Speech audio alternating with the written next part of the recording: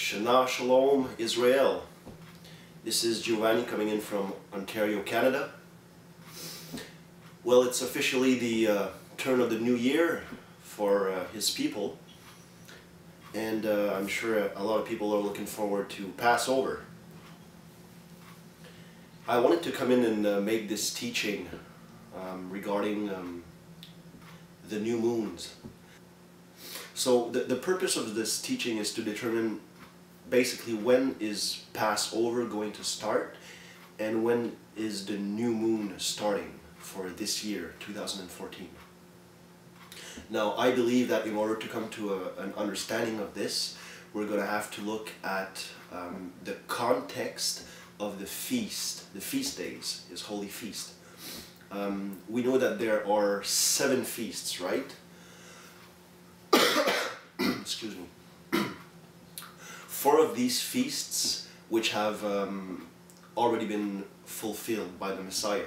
Now, some of these people, who say that these feasts don't matter, that couldn't be further from the truth. These feasts absolutely matter, for they are prophetic in nature. So, like mentioned, there was 4 feasts who were already fulfilled by the Messiah, right?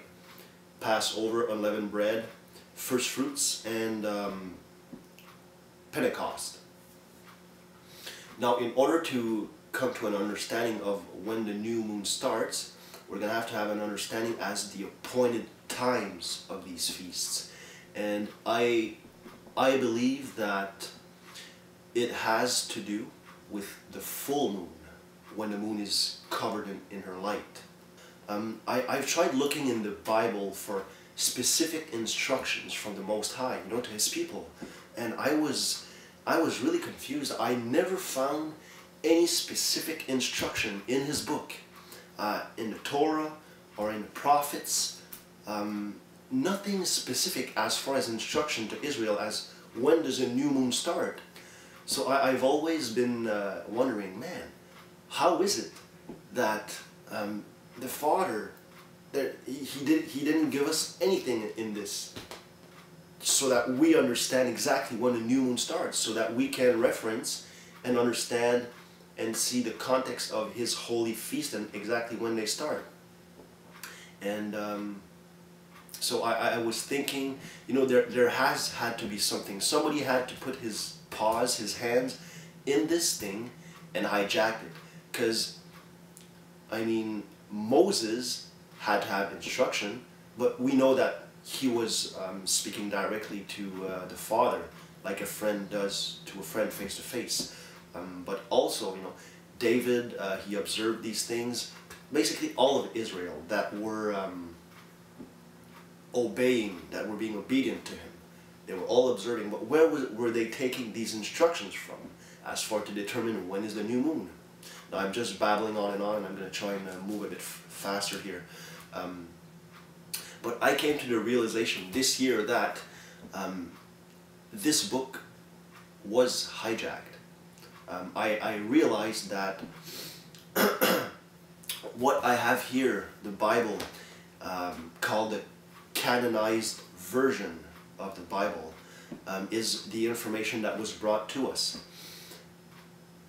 I realized, it was brought to my attention, that there is a specific book that does talk about specific instructions as far as when the new moon starts, and that is found in the book of Enoch, for those who are not aware. Now, this book, the book of Enoch, mind you, it is not canonized by the Catholic Church, right? So these instructions for observing a new moon, it doesn't appear in this book.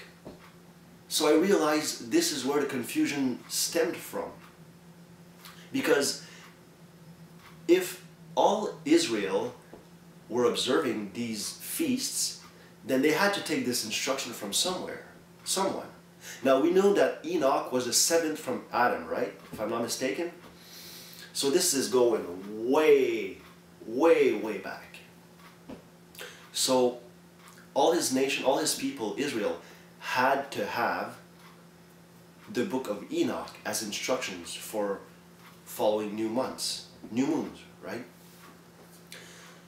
So let's delve into it. So like I said earlier, I highly believe that it has a lot to do with the full moons in order to get an understanding. So let me just check my notes real quick. Okay, we're going to start with Exodus 12:41, which I believe is going to be very important. 12:40 to 41, okay? So it says, Now the sojourning of the children of Israel who dwelt in Egypt was 430 years, okay? 430 years. And it came to pass at the end of the 430 years, even the self same day it came to pass that all the hosts of the Lord went out from the land of Egypt. This means that they were in captivity in Egypt for exactly 430 days. To the very day that these 430 years ended, that was the day that they were brought out of Egypt. So that's important as an understanding, because his timing is right on cue. So that being said,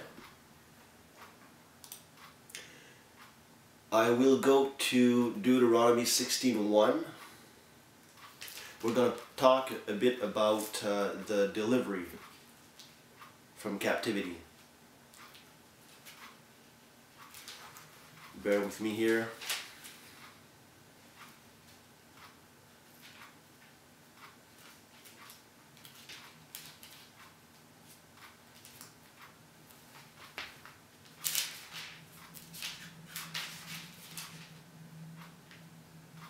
Okay.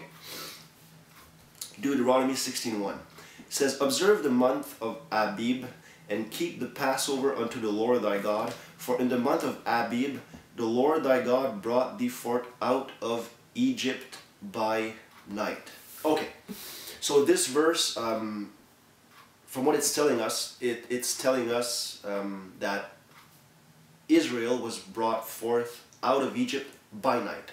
Now some people believe and asserts that in reality they were brought out by day. It kind of makes sense to me from their perspective and their understanding, because it would make sense that by the time the firstborn were struck and that Pharaoh made his decree, and by the time they all gathered and went out, that it would have been by day. I understand that, but to me it would also make sense that they were brought forth out by night, because we know that the Passover happened on the 14th of the month, right? Which happens to be in the middle of the month. And it would make sense to me for them to be brought out by night, because back then it was a full moon.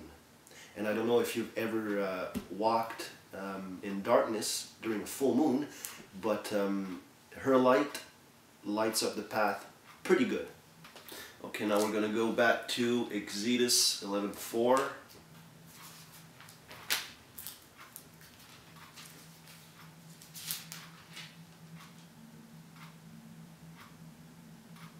Okay. Exodus 11:4. And Moses said, Thus said the Lord, look at this, about midnight will I go out into the midst of Egypt. Okay, that's very, very interesting. About midnight, okay? The reason why I mentioned earlier about the full moons, that I think it has a lot to do with the Feast of Passover, is that it does tell us here that he was... he said, and thus said the Lord, about midnight will I go out into the midst of Egypt. Now, why does it say about midnight? Okay, if you do a word search, okay, and put in the word about midnight, these two words together, there's only one verse in the Old Testament that these two words appear in the same verse. Only one verse, and that is the one we're talking about here, okay? about midnight. And I believe that the reason for that is because the full moon, when she accomplishes her light, it is never at exactly the same hour on the 14th. It's never the exact same hour. So that's the reason why it's saying about midnight, right? It could be give or take an hour, 2 hours. It could have been 10 p.m. Our time today, when he went over the land of Egypt and smote the firstborn. Now here's what's interesting. If you do a word search on these two words, about and midnight, like if you put in midnight, you will see a lot of verses that says, you know, at midnight this, at midnight that. But in the New Testament, if you go to the book of Acts, let me just get to it real quick. The book of Acts.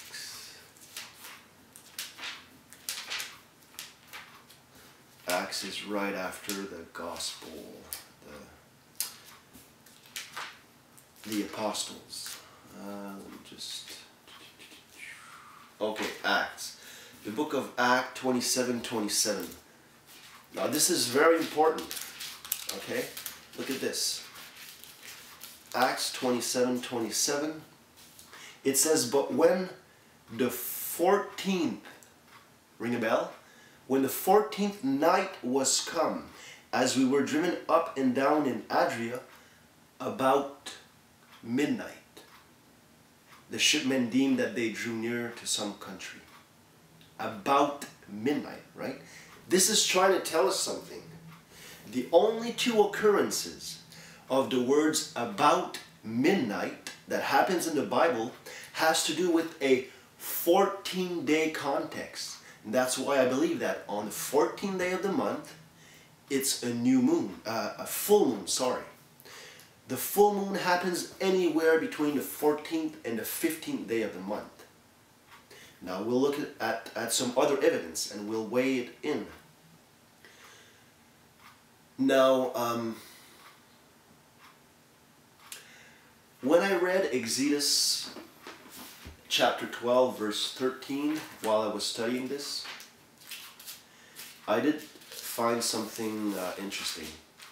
Verse 23 in chapter 12 mentions, for the Lord will pass through to smite the Egyptians, and when he seeth the blood upon the lintel and on the two side posts, the Lord will pass over the door and will not suffer the destroyer to come in unto your houses to smite you.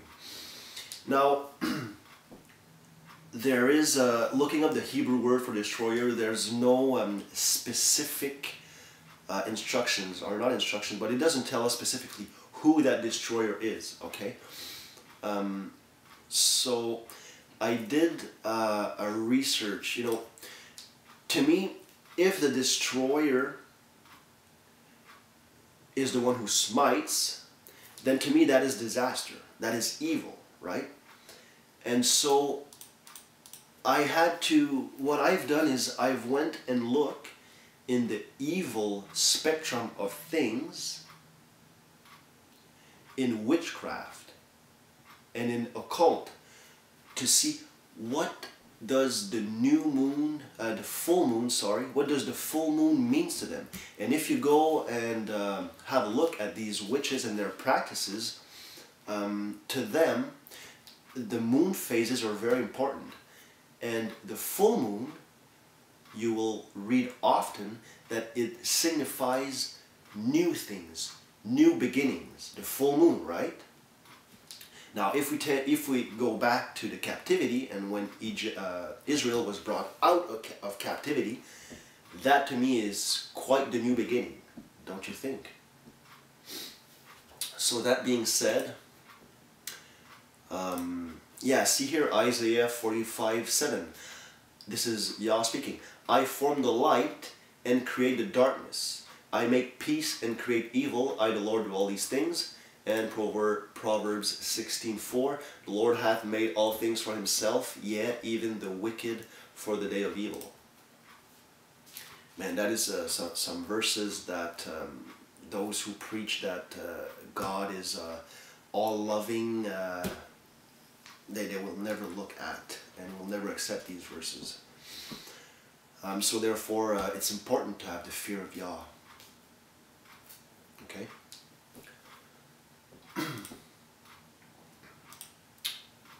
Okay, so that being said, let me just have a look here and make sure my video is still running. Alright. Hallelujah. Glory, glory, glory.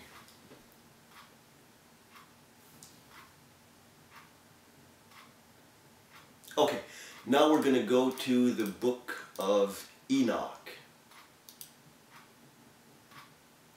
The book of Enoch, it does mention specifically in chapter 77 or 78 about the sun and the moon and how she gives her light.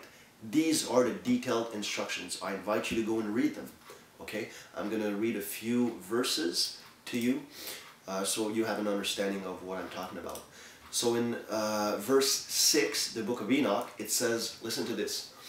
It says, in 14 days, the whole of its light is completed. So this means anywhere between the 14th day and 15th day, that is when the full moon occurs, right?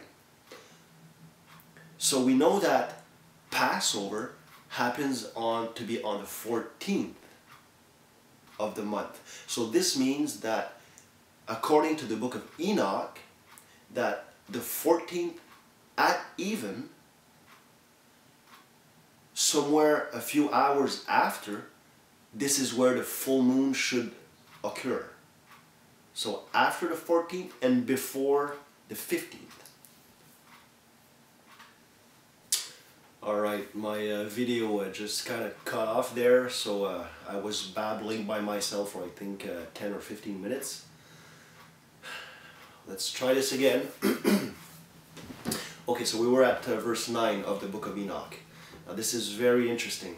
We're going to pay attention to that, okay? Verse 9 says, during its diminution on the first day, its light decreases a 14th part. On the second day, it decreases a 13th part. On the third day, a 12th part. On the fourth day, an 11th part. On the fifth day, a 10th part. On the sixth day, a 9th part. Look at this. This is interesting here. This is going to bring in a mirror effect, or otherwise known as symmetry, for those who understand what symmetry is. Okay, it continues and says, on the seventh day, it decreases an 8th part. On the 8th day, it decreases a 7th part. On the 9th day, it decreases a 6th part. On the 10th day, it decreases a 5th part. On the 11th day, it decreases a 4th part. On the 12th day, it decreases a 3rd part. On the 13th day, it decreases a 2nd part. And on the 14th day, it decreases a half of its 7th part.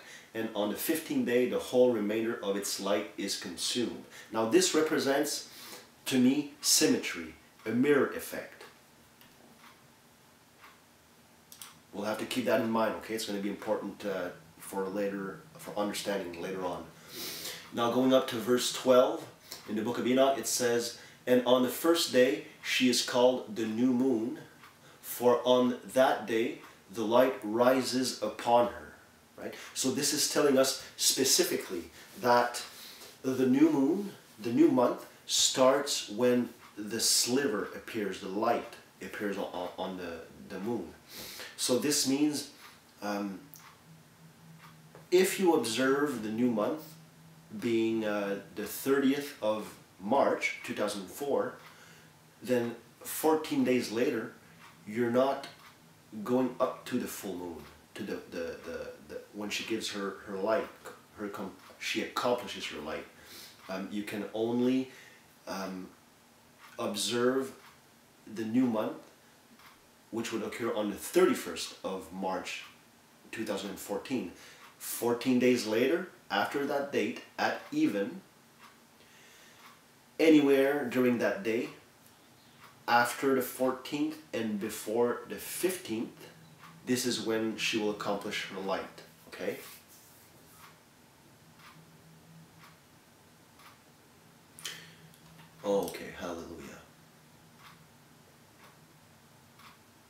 Now here's what's interesting also, okay? Keep that in mind, that mirror effect, okay?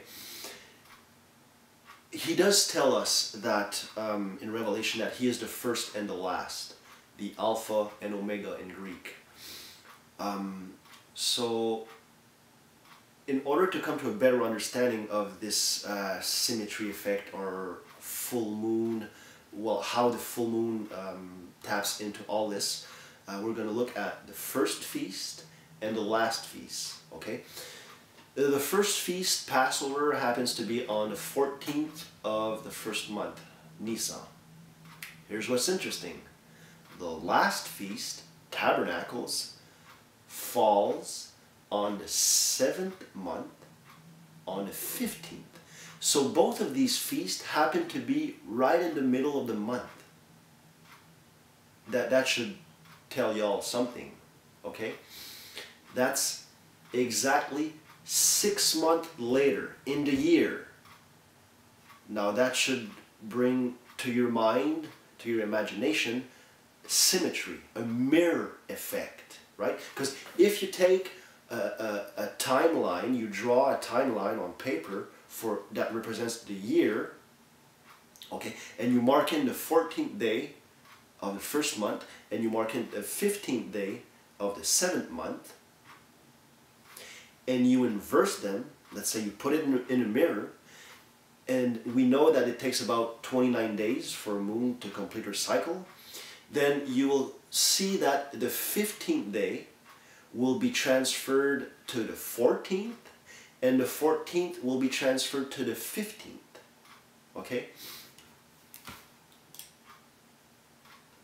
So therefore, if we agree that verse 9 in the book of Enoch ascribes symmetry, the mirror effect, and we also agree that these two feasts, the first and the last, ascribes a mirror effect also, then this means that the calendar, when we number the days on paper, it should line up with the moon as far as symmetry or the mirror effect, okay?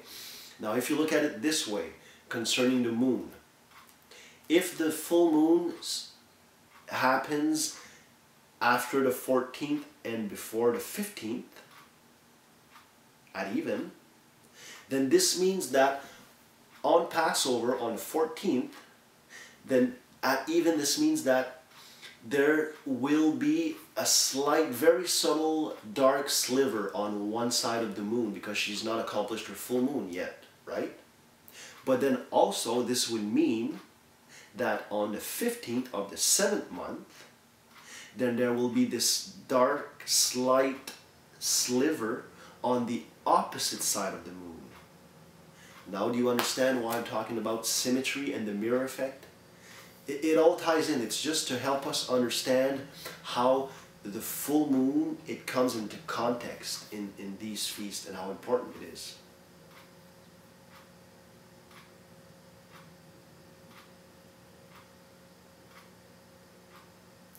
So another point I wanted to make was that the astronomy and astrology, they go hand in hand as far as the observance of new moons. They both believe that the new moon, the new months, they start when the moon is black, completely dark, okay? So astronomy, we know that this is the study of the heavenly bodies and its movement, while astrology is more like pertaining to divination. So why would Israel want to observe the new moon when it's black according to the world, according to how they believe it is? So that was my points today for when a new moon starts, when a month starts. I think that's a pretty good teaching. That's discernment right there. Now if you think that I'm vainly puffed up and imagining things after my own imagination, let me know. Also, I do understand that the observance of Passover cannot be done perfectly to this very day. You know, we're in captivity. I do realize that. But that doesn't mean that we can't rehearse for showtime, if you understand what I'm talking about. And also, did I wanted to make another point before I leave you guys? Yes, absolutely important, guys.